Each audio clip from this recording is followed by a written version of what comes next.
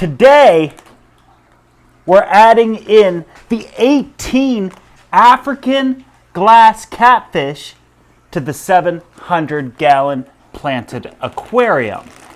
An absolutely super necessary fish that you guys really wanted me to add, that I finally found a suitable size that my Ultim Angels, which are nowhere to be seen right now, can't fit into their mouths. This is a beautiful shoaling fish that loves the company of its own. You can even see it digesting its food. It's a transparent fish, but unlike most glass cats, it has a black line going through it, which is going to be very similar to our black line tetras that are absolutely monstrous. And then, of course, the Ultim Angels that have a bunch of black lines going through, so they'll fit absolutely perfectly in here, along with the Siamese algae eaters that have black lines. And then, well, I guess the pearl gourami does have a black line, but a splash of color with it as well. Super excited for these guys. However, we also first got to deal with a small little problem. I also have a Borneo python eel that's going in the 2,000-gallon aquarium, but I don't want to put them in here just yet because I'm rescaping that tank. I lied. I've got two. So we're going to go and put them in a 40-gallon breeder just for now. Get them eating and whatnot. They don't technically need a quarantine, but we'll address that here in a second. So these guys, it's nighttime here. It's almost 2 o'clock in the morning, so all the tanks are shut down. But they're going to go back here into a 40-gallon breeder. Just for now, just for maybe just a few weeks. And we'll do the plop and drop method, which is essentially cut the bag open, get them out of the bag, add them to the tank. However, these guys are quite large, and I'm only using a 10-inch net, and they jump around, so hopefully they don't jump on the ground. This could be pretty crazy. Well, he's being okay. Out you go. Ooh, is he ever pretty.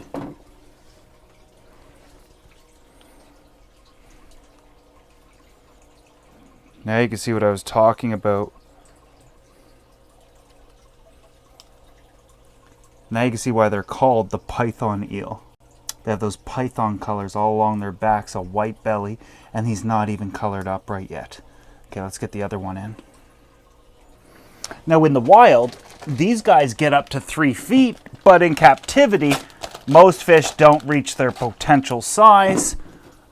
So I would still suggest they'll get to around 2 feet long, and the 2,000-gallon aquarium would be a perfect home for them. Oh, this guy's the jumper. Ooh, are they ever big. So these guys are already a foot long, and if you go on the internet will tell you that these guys only get to about 8 to 10 inches. Yeah, cool story. These guys are a foot. They will want some hiding spaces, so I did technically make them something for them. I didn't want to add it in right away because I wanted you guys to be able to actually get a quick look at them. Just absolutely gorgeous eels. Going to go perfect in the 2000. And having a pair of them, you know, at least if something happens to one, you know, obviously we've got two, so aren't these going to be just gorgeous? And this is my rendition of having a snake in the aquarium gallery because so many of you guys want me to have one, but no thank you. Look at their white belly. See the reflection on the glass? Oh, isn't that gorgeous?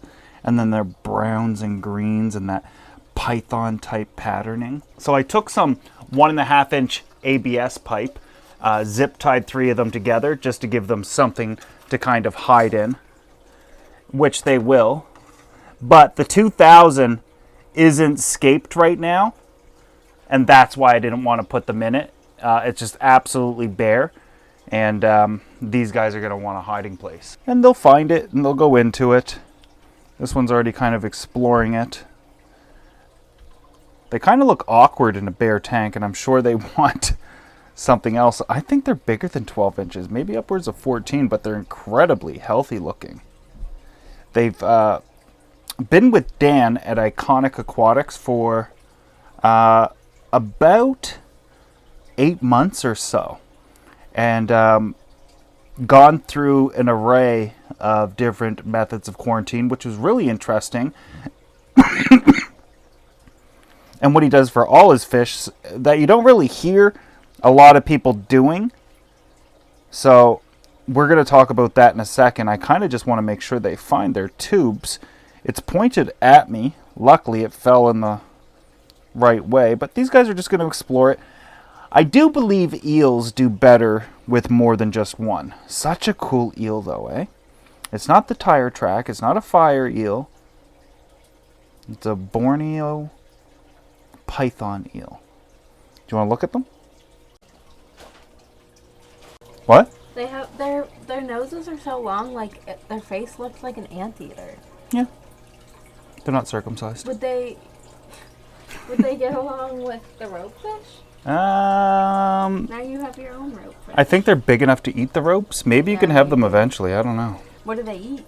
I don't know yet. I'll have to ask Dan. I just got them. I just said they were awesome. And then he's like, okay, say less. Aren't they cool, though? Yeah, they have cool patterns. Well, you didn't have to experience what everybody else gets first, which is like tire tracks and fire eels, which are really cool anyways, but... Or fire track or tire track. Anyways, those are really cool eels, but these guys are like just awesome just because of their name. And they look exactly like it. They actually look like... If you didn't see their heads, you'd think that that was an anaconda. Reptile people are going to lose their minds. Super cool. Oh. Is he going in one? They're friends. Yeah, they're going to be best friends. I need names for them. Let me know in the comment section below what you guys think I should call them. And then I'll steal it and not credit you. Thank you. Let's go at the cats. I wonder what they're thinking. It doesn't look like they have big heads or big brains, so I don't think they think about a lot. Do you like them? You like oddballs, eh? They're like funny. Yeah.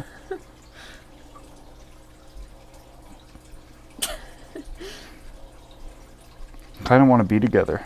They look like they should be on like a kids' TV show. Yeah. I like them. Okay, let's go. We got so many other fish to do. Yeah, we're going to let those guys settle in, and we're going to circle back later on in the video, which will be a day or two in my time, but in your guys' time, just a couple of minutes. But now we got to do the cats. And not your type, Mariah. I have other cats now. You jealous? What about you, Roni? I think we should change his name to Tony. We call him Roni. His real name's Perseus. Can't he just be Ronnie or Tony? Let me know in the comment section below. I wasn't asking you, Tamara. I guess Roni. Yeah, you can't change a person's name. Hey, Luke. I was also thinking about changing Luke's name to Larry. Earlier, the angelfish weren't out, but I was playing around the tank. I fed all the fish before I put these bags in here. It's super cool to feed this tank now, but the cats are the glass cats are an incredibly interesting fish. They're opportunistic, and we know that because studies have been done where they've been collected and dissected in the wild, and there's a lot of microcrustaceans and algae. They're an opportunistic eater. Basically, they have these whiskers like this around their face, and I think there's 8 of them. So imagine that, and whatever touches that, they funnel into their mouth, which is great. Hopefully they like flakes, for example, which I'm sure they will. Flakes and different types of pellets. They're going to do well in this. They'll be able to forage. Look at all the black lines. The black lines come out when I come over. They love me. And if I'm not around, they just circle the tank. And it takes them 18 seconds to go around it in these circles.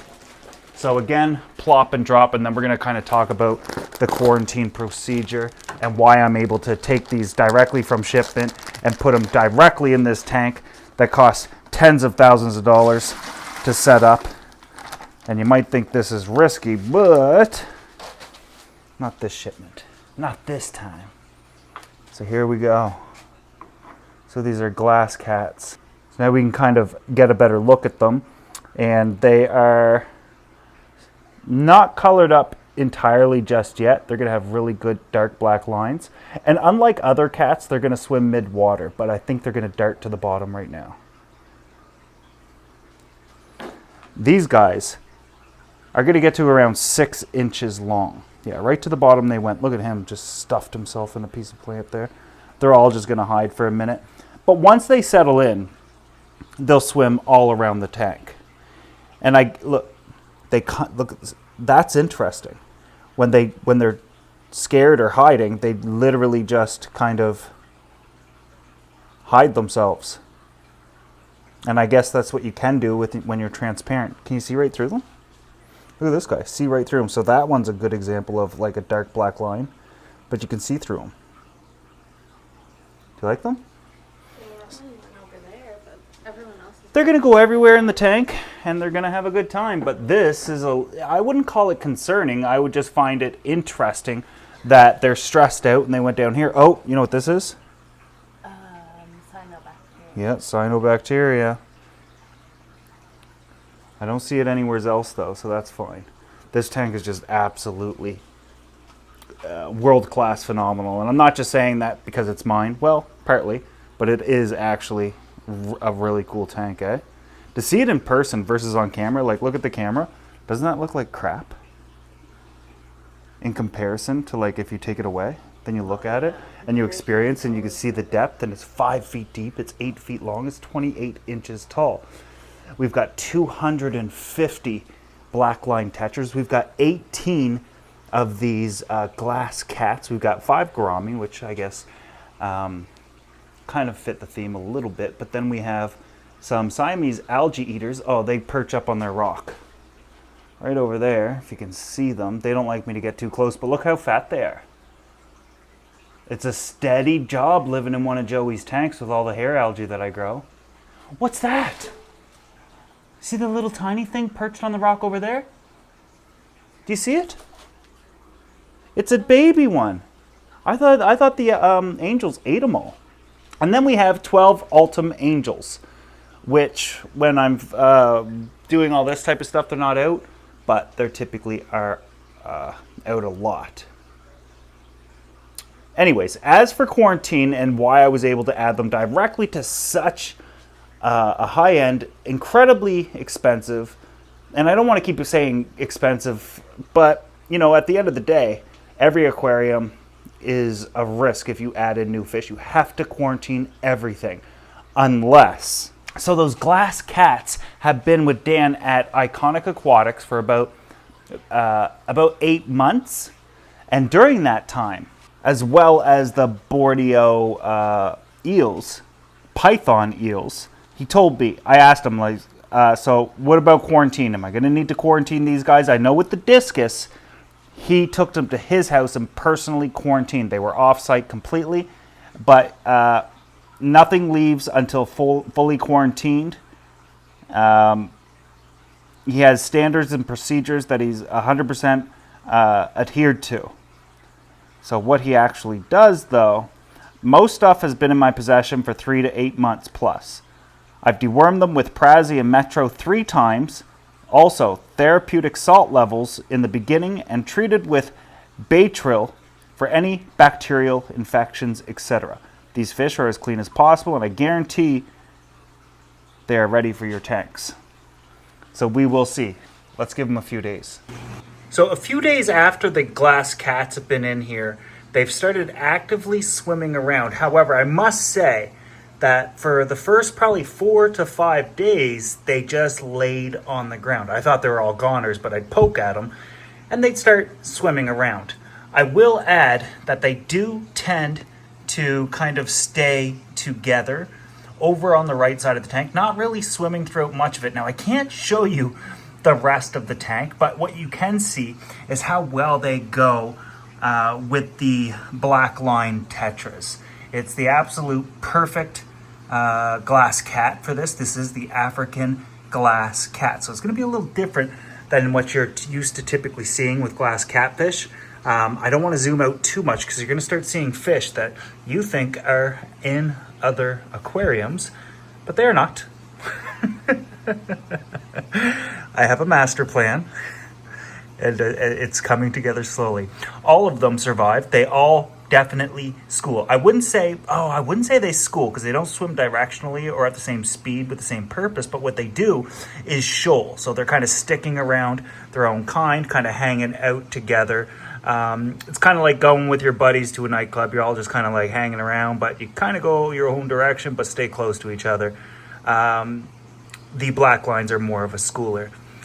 These guys love frozen foods, and in a future video, we're going to do a feeding video of all of my fish. There are there's more cats over here, but if I go over there, you're going to see other fish.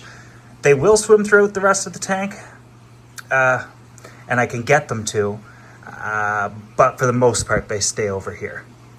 Tank looks absolutely gorgeous, and I'm telling you, it's lush. Wait till you see this tank in one of the next videos. Okay, let's go check out the eels. Both of them are doing really well. I find that they really enjoy the sun, though. Just joking, this is my cats. Who are Savannah cats, which are household cats mixed with a serval, which is from Africa. So those are my African hair cats, my African house cats. This tank just keeps getting better and better. This tank has 3 incredibly bright lights on it, but you wouldn't know it. You can't see through it at all. Hey buddy, a lot of people ask about you all the time. Don't worry, he's still a dwarf. As for my python eels, this is what they do all day, and they come out at night. They're a nocturnal feeder.